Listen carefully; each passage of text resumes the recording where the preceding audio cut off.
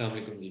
अच्छा जी, अब हम बात करेंगे एडसी में मार्केटिंग की कि हमें मार्केटिंग के लिए कौन-कौन से ऑप्शंस अवेलेबल हैं और हम लोग एडसी के लिए कौन-सी वाले प्लेटफ़ॉर्म्स मार्केटिंग के लिए ज़्यादा अच्छे हैं। एडसी हमें बहुत ज़्यादा ऑप्शंस देता है मार्केटिंग करने के, तो आपको जितने ज़्यादा ऑप्शंस पे आप जाएँगे, उतनी बेहतर आपकी प्रोडक्ट रीच करेगी टू योर डेज़िग्नेटेड कस्टमर्स।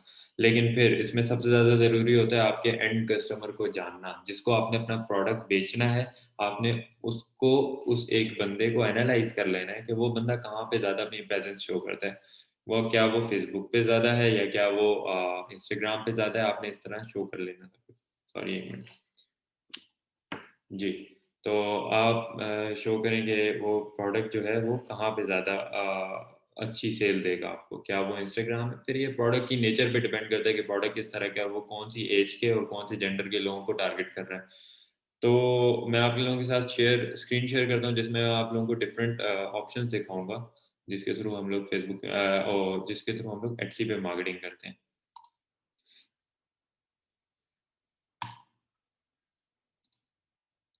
अच्छा जी, चलें ये हमारी शॉप खुली हुई है और इसमें हम मार्केटिंग के ऑप्शन में अगर जाएँ तो हमारे पास एक आ जाता है एडसी एड्स। अब एडसी एड्स 2 तरह के होते हैं, एक होते हैं एडसी ऑन साइट एड्स और एक होते हैं एडसी ऑफ साइट एड्स। एडसी के जो ऑफ साइट एड्स होते हैं, वो आपके लिए तब तक ओपन नहीं होते जब तक आप 1500 का रेवेन्यू जनरेट ना करें। उसके बाद वो ऑप्शन ओपन हो जाते हैं। और ऑन साइट ऐड जो हैं वो आपके पास शुरू से अवेलेबल होते हैं। एक रिकमेंडेशन है कि अगर आप शुरू में एक लिस्टिंग लगा लें, तो आप जस्ट फॉर अ स्टार्ट आप 30 डेज़ का एक पैकेज बनाएँ और उसमें आप हर रोज़ $1 पर लिस्टिंग लगाएँ। आप शुरू में सिर्फ़ एक लिस्टिंग पे $1 लगा सकते हैं और उसको 30 डेज़ तक चलने दें, ताकि आपकी एक बार ऑडियंस बिल्ड हो जाए। तो एक्चुअली उसके थ्रू आपके प्रमोशन के थ्रू आपके ऐड को फीचर करती है और आपकी शॉप पे जो है लोग आना शुरू हो जाते हैं। फिर ऑफ साइड ऐड जो होता है जब आपका $1500 का रेवेन्यू जमा हो जाता है तो एट्सी को एक चीज़ का श्योरिटी हो जाती है कि अगर ये ऑफ साइड एड्स के लिए भी जाते हैं तो इनको तब तक हम चार्ज नहीं करेंगे जब तक इनकी सेल नहीं हो जाती। तो ऑफ साइड एड्स के लिए हम लोगों को फ़ायदा ये होता है कि आपसे एड्स की पैसे तब चार्ज होते हैं जब आपकी सेल आती है, तो आप सेव हो जाते हो।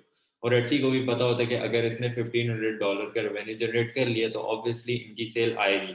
तो एट्सी आपको ऑफ साइट भी प्रमोट कर रहा होता है और वो उसके पैसे आपसे तब तक चार्ज नहीं करता जब तक आपकी सेल्स आ नहीं जाती। उसके बाद हमारे पास आ जाते हैं सेल्स एंड कूपन्स, ठीक है? अगर हम सेल्स एंड कूपन्स में जाएँ तो हम लोगों के पास अच्छा डिफरेंट ऑप्शंस आ जाते हैं, टारगेटेड कैम्पेन्स होती हैं, आप एक नई कैम्पेन भी बना सकते हैं।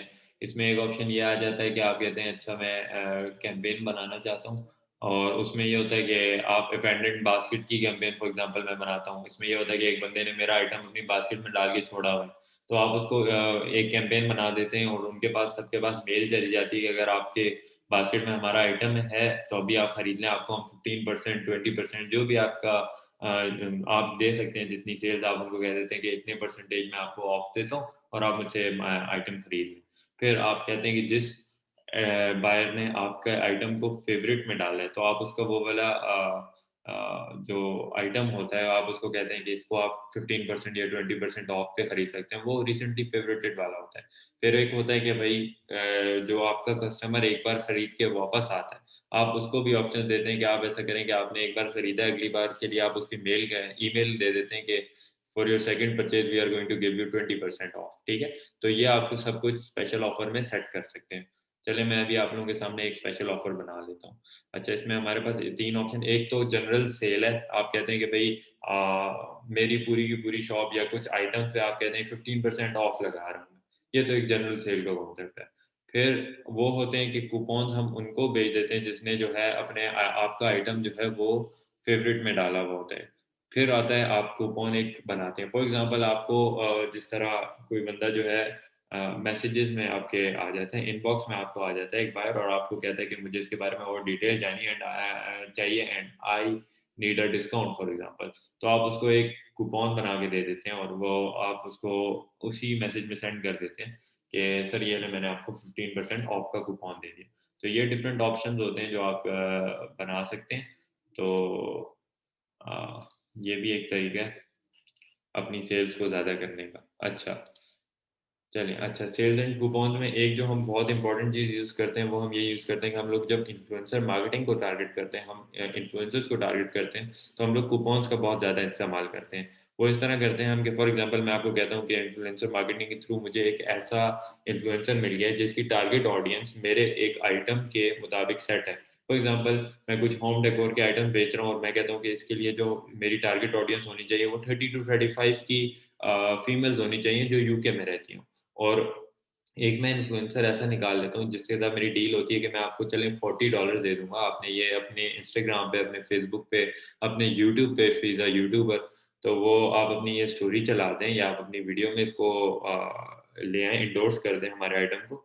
तो उससे होगा ये कि आप उनको एक कूपन देते हैं कि आपकी लिंक के थ्रू जो भी बायर आएगा, आप उनको वो ये वाला कूपन जब डालेगा, तो उसको हम 15% 20% ऑफ देते हैं। तो आप एक कस्टमाइज़्ड कूपन बनाएँ और आप अपने इन्फ्लुएंसर मार्केटर को जाके कहें या इन्फ्लुएंसर्स को कहें जाके कि सर आप जो है मुझसे ये आप ये स्टोरी चलाएँ, आपको मैं $50 भी पे करूँगा और जो आपके थ्रू बंदा आएगा उससे मैं 15% डिस्काउंट भी दे दूँगा। तो कूपन्स हमारे यहाँ पे काम आते हैं। सोशल मीडिया की बात हम लोग अगली वीडियो में करते हैं जिसमें मैं पूरा प्रोसीजर एक्सप्लेन करूँगा कि कौन-सा सोशल मीडिया हमारे लिए ज़्यादा बेहतर है और उसके हमें क्या फ़ायदे हो सकते हैं।